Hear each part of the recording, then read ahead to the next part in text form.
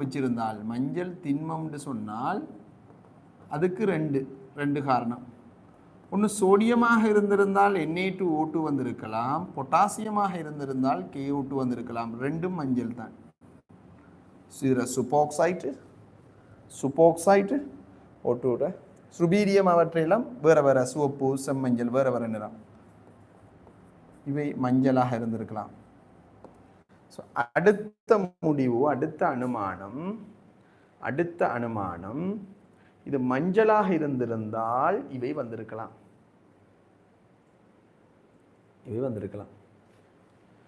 அவன் மஞ்சள் நிற சுவாலையிலே தாரதால அவை சோடியம், அது சுவாலை பரிசோதனை தான், அது சோடியம் தான் என்ற ஒரே ஒரு திடமான உறுதியான முடிவுக்கு வந்திருக்கலாம்.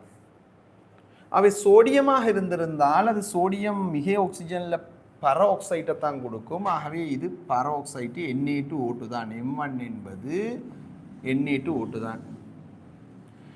Na2O2 குளிர் நீரோட தாக்கமடையலாம், மூலகமும் குளிர் நீரோட தாக்கமடையும். ஆகவே Na2O2 குளிர் நீரோட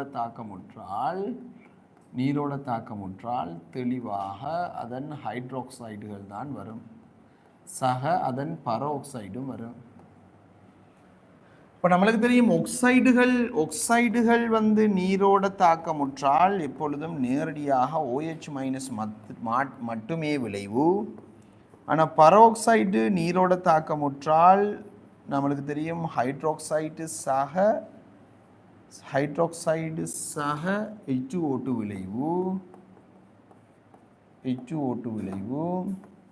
இது சுப்போக்சைடாக இருந்திருந்தால், நீரோட தாக்கமுற்றிருந்தால், அங்கே ஹைட்ரோக்சைடு சக பரோக்சைடு சக ஆக்சிஜன் இவ்வளவும் வீழ்வழிவுன்னு நம்ம ஏற்கனவே இதில் பார்த்துட்டோம்.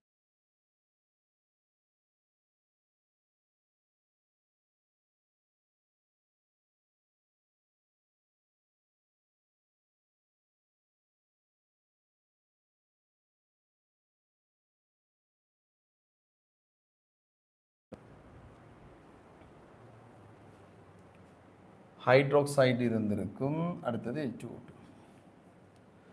இந்த ஹைட்ரோக்சைடு தெளிவான மூலக்கரைசல் ஏன்னு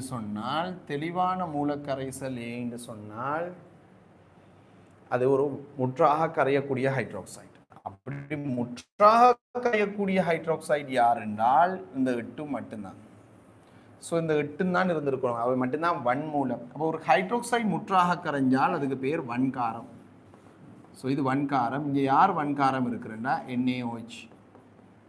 இது மிகையான NaOHல நாம் இங்கே போட போகிறோம். அதான்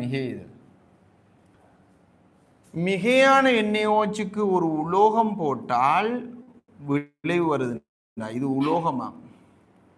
அப்போ உலோகம் பொதுவாக காரம் NaOHோட கரையாது. ஆனால் NaOH வன்காரம் என்பதால் ஒரு ஈரியல்பு உலோகமாக இது இருந்திருந்தால் மாத்திரம் தாக்கம் நடக்கும்.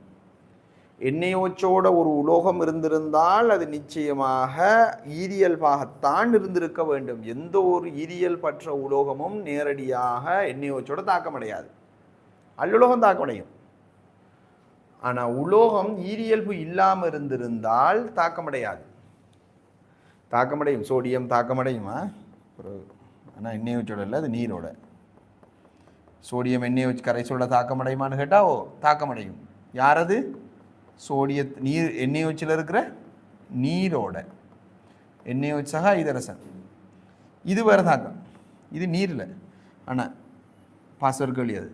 ஆனால் NaOHோட நேரடியாக சோடியம் தாக்கமடையுமான்னு கேட்டால் இல்லை. ஏன்னா இதுவும் காரம். ஆனால் ஈரியல்பு இருந்தால் அது கரை.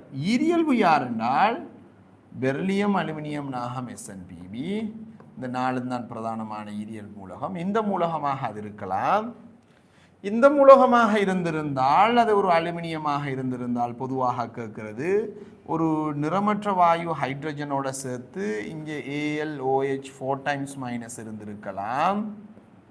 நாகமாக இருந்திருந்தால் மிக NaOHல கரைஞ்சி ZnOH 4 times 2 மைனஸ் ஆக இருந்திருக்கலாம். பெர்லியமாக இருந்திருந்தால் பெர்லியம் OH 4 times 2 மைனஸ் ஆக இருந்திருக்கலாம். அவை இதில் எந்த